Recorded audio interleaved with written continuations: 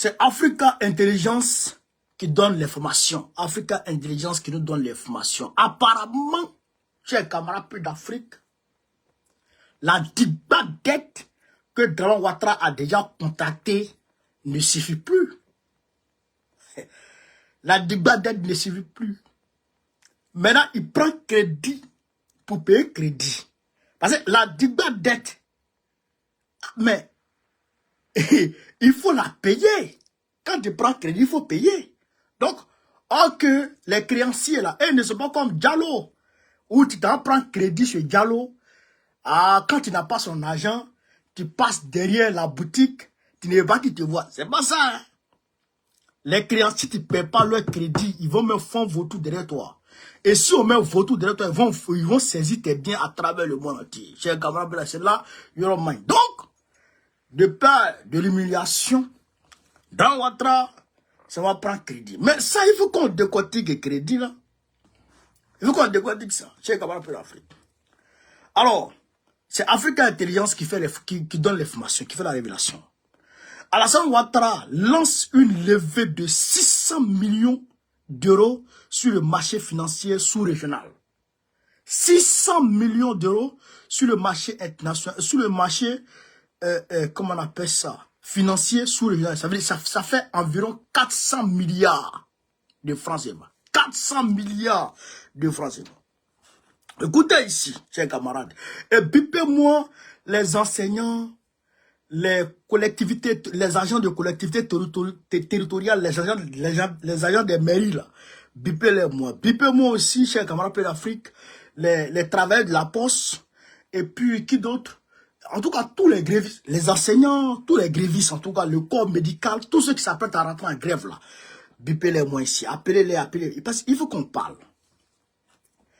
On dit, Abidjan s'apprête à entreprendre une importante opération de levée de fonds sous la forme d'emprunts obligataires.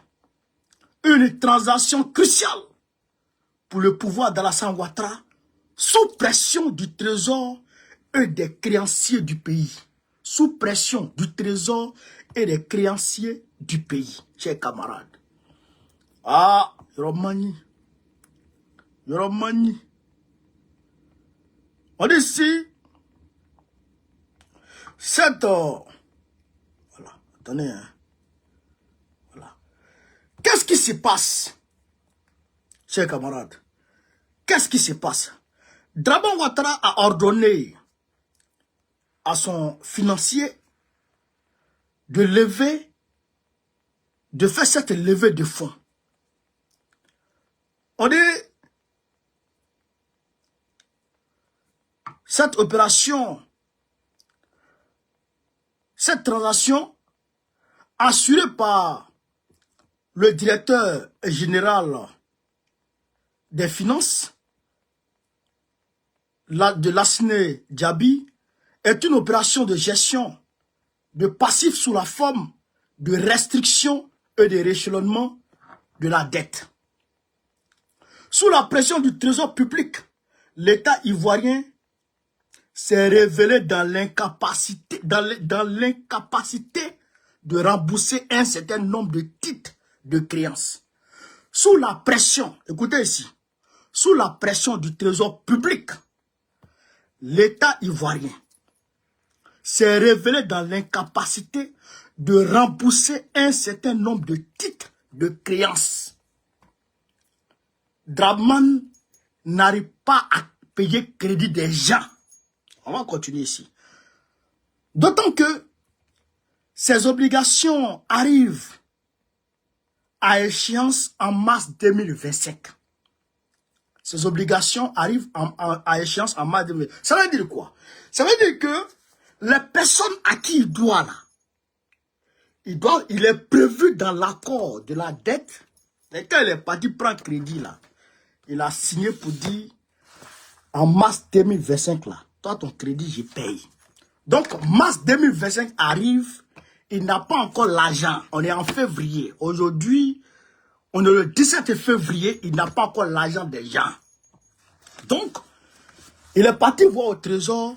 Le trésor dit, il n'y a pas l'argent. Il faut qu'on paye l'argent des gens, si on n'a pas payé l'argent des gens, ce qui est prévu dans le contrat, est-ce que vous comprenez? Ce qui est prévu dans le contrat, si on ne paye pas là, eh bien, ils vont faire ça. Qu'est-ce qui est prévu? Est-ce qu'ils vont saisir les biens de la Côte d'Ivoire à travers le monde? Chers camarades d'Afrique, on va poursuivre un peu pour que je comprenne de quoi ça y est. 3 banques sur l'opération. En compensation, le gouvernement propose à ses créanciers, en majorité des banques, des sociétés d'assurance, des fonds de pension, ou encore des personnes physiques, l'échange de leurs dettes contre de nouvelles obligations. Comprenez ça? Le gouvernement propose à ses créanciers, en majorité des banques, des sociétés d'assurance, des fonds de pension ou des personnes physiques, l'échange de leurs dettes contre de nouvelles obligations. Donc, il veut les relancer avec d'autres, je dirais, avec d'autres accords, avec d'autres contrats. Vous comprenez? Mais est-ce que les gens vont accepter ça? Mais quand même, déjà, il faut que lui, il ait l'argent des gens. Il faut qu'il ait l'argent des gens avant de leur proposer autre chose. Parce que si tu n'as pas l'argent des gens et que tu leur proposes autre chose et qu'ils disent qu'ils ne veulent pas, c'est que tu leur proposes. T'as dit comment? Parce que quand le président Gbagbo a parlé, il a dit que quand on parle de la dette, les gens disent, oh, les États-Unis sont le pays le plus endetté au monde. Il a dit, tu n'en es pas ta bouche là-bas. Parce que qui peut aller tordre le bras des Américains pour dire, il faut payer mon crédit forcé? Personne. Mais elle a Côte d'Ivoire. Mais la preuve est que le jeune Ouma Diawara a immobilisé sur le tarmac de Brazzaville je crois, un avion de Air Côte d'Ivoire. Il l'a fait clouer sur le tarmac de Brazzaville. Un avion de Air Côte d'Ivoire parce que la Côte d'Ivoire n'avait pas payé son argent. Et Dramane a été obligé très rapidement de décaisser l'argent pour qu'il puisse libérer, chers camarades d'Afrique, l'avion. Est-ce que vous comprenez? Mais là, c'est le cas. C'est le même problème qui surgit là. Quand il en connaît, a fait une révélation, il y a quelques mois de cela, il a dit, et jusque-là, il n'y a pas eu de démenti. Il n'y a pas eu de démenti. Quand il a dit devant tout le monde que quand la Côte d'Ivoire rassemble ses entrées, vous comprenez, les impôts, la douane, le port, quand la Côte d'Ivoire comptabilise tout ça, tout le jeton est là. Et puis maintenant, elle paye ses fonctionnaires. Elle ne peut plus couvrir la dette qu'elle doit payer par mois. Vous comprenez ça? Est-ce que vous comprenez un peu l'affaire? Quand la Côte d'Ivoire prend tout son jeton comme ça là, c'est-à-dire que elle peut comptabiliser, on prend un exemple, hein. Elle peut avoir dans sa caisse, peut-être par mois comme ça, peut-être, je prends un exemple, 100 millions. 100 millions. Quand elle doit payer les fonctionnaires, ça fait peut-être, les fonctionnaires vont prendre peut-être 60 millions dans l'argent que la Côte d'Ivoire a encaissé par mois, selon ses entrées. Donc, quand elle paye 60 millions pour les fonctionnaires, il reste 40 millions naturellement. Maintenant, ce qu'elle doit payer aux créanciers là, c'est plus que 40 millions.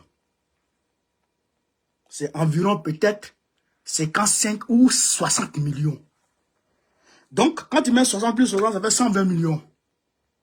La Côte d'Ivoire n'a pas les 120 millions dans sa caisse.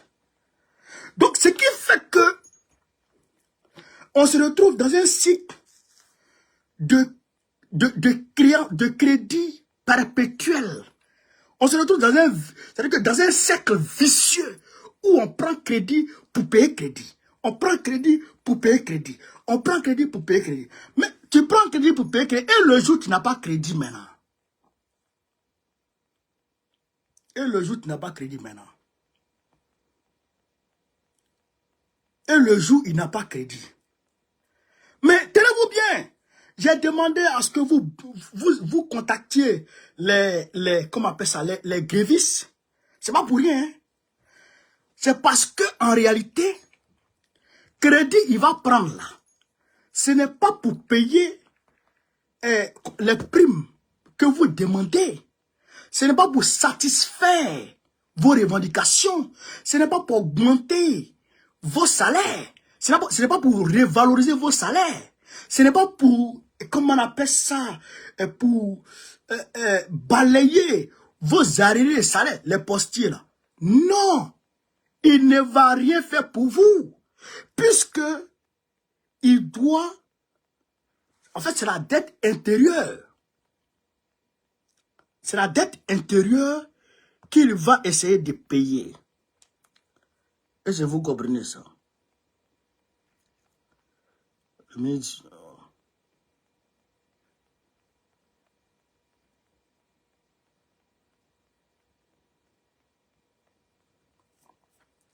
vous comprenez ça?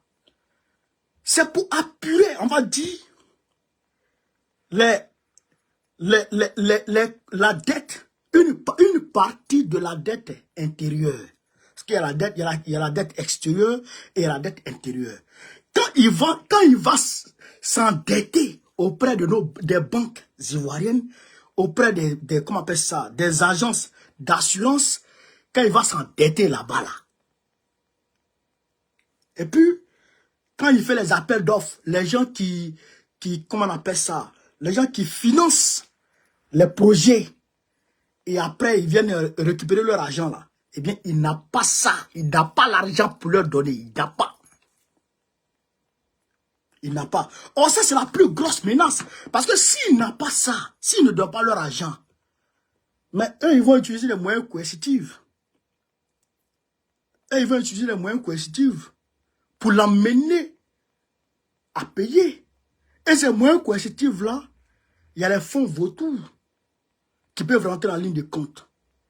Quand les vautours vont récupérer les dettes des gens, et quand ils vont commencer à frapper la Côte d'Ivoire, chez camarades d'Afrique, tenez-vous bien, même si on te dit ivoirien à travers le monde entier, toi-même tu as dit, moi je ne suis pas ivoirien, moi je suis malien. Tellement qu'ils vont au nid la Côte d'Ivoire.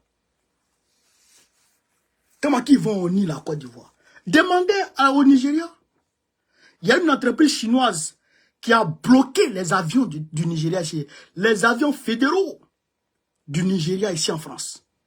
Une entreprise chinoise qu'un État devait, à qui un État devait de l'argent. Une entreprise chinoise à qui un État nigérien devait de l'argent. Cette entreprise-là a saisi les avions de l'État fédéral, les avions de Tinubu ici en France. Tu ne peux pas. Quoi? Donc, si l'on y prend garde, et si on n'emmène pas, et si on ne pousse pas Draman Ouattara à renoncer à ce genre d'endettement maladif, chez camarades d'Afrique, on aura honte à travers le monde. Les Ivoiriens ne pourront plus lever la tête sur la scène internationale. On aura honte. Parce qu'ils vont nous humilier. Ils vont saisir nos biens à travers le monde. Et si vous comprenez ça. Donc, quand le président parle de la dette, il sait c'est quel danger qui guette la Côte d'Ivoire. Il connaît. Il connaît c'est quel danger qui guette la Côte d'Ivoire. 600, il va chier combien? 400 milliards. 400 milliards. Alors qu'il y a 600 milliards qui flottent entre lui et Adama Bitogo. 600 milliards qui flottent entre lui et puis Adama Bitogo. Lui, il dit c'est Adama Bitoro qui n'a pas donné l'argent. Adama Bitoro dit c'est lui. En tout cas, la Cour des comptes a révélé qu'il y a 600 milliards qui flottent entre les deux. Lassana Diaby, lui, il a vendu 100 milliards. Lassana Diaby, il a volé 100 milliards. Bakongo, il a volé 100 milliards. Je ne parle pas du secteur café-cacao où ils ont détourné des milliards, des centaines de milliards là-bas. Près de 300 milliards dans le secteur café-cacao. Près de 300 milliards dans le secteur café-cacao. Ils ont détourné dans le secteur anacarde coton. Ils ont détourné l'argent là-bas. Frère, non. C'est que c'est la corruption à outrance. On en parle, blanchiment d'argent, on n'en parle pas. C'est pourquoi aujourd'hui, la Côte d'Ivoire est sur la liste noire, sur la liste grise de Gafi. Frère, le pays est en danger. Le pays est en danger. Il faut faire attention. Et pendant ce temps, Dramane, il est en train de tout faire pour imposer ténébrement sur la scène nationale afin que l'image de ténébrement soit polie pour qu'il puisse le présenter comme son numéro 2. C'est-à-dire que si ce n'est pas lui, c'est ténébrement qui sera candidat aux élections présidentielles en octobre prochain. Frère, une conférence à laquelle le vice-président américain D.D. Vance a participé. La conférence sur la sécurité internationale à Munich. Tshisekedi, président du Congo, était là. Plusieurs présidents étaient là. Ils ont compris ça. Dramane envoie vraiment, même pas le vice-président. Même pas le vice-président.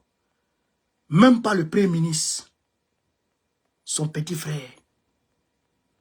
Tout ça pour amener son petit frère, c'est-à-dire que pour polir l'image de son petit frère sur la scène nationale et pour que Macron accepte, et bien entendu, qu'il le prenne comme son numéro 2, c'est-à-dire que son candidat pour l'élection présidentielle d'octobre 2025. Chers camarades d'Afrique. Mais nous on regarde. Ça là, nous on va donc bouger dedans. Nous, on sait et on alerte, mais ce n'est pas véritablement notre problème. Puisque, selon la Constitution aujourd'hui, ténébrement peut être candidat. Donc, si les candidats, c'est son problème. Mais, je suis sûr d'une chose, c'est que le RDR, malgré que il y a beaucoup de ruminants là-bas, mais l'image de ténébrement ne passera pas. L'image de ténébrement ne passera pas au sein du RDR. Ça, là, j'en suis convaincu.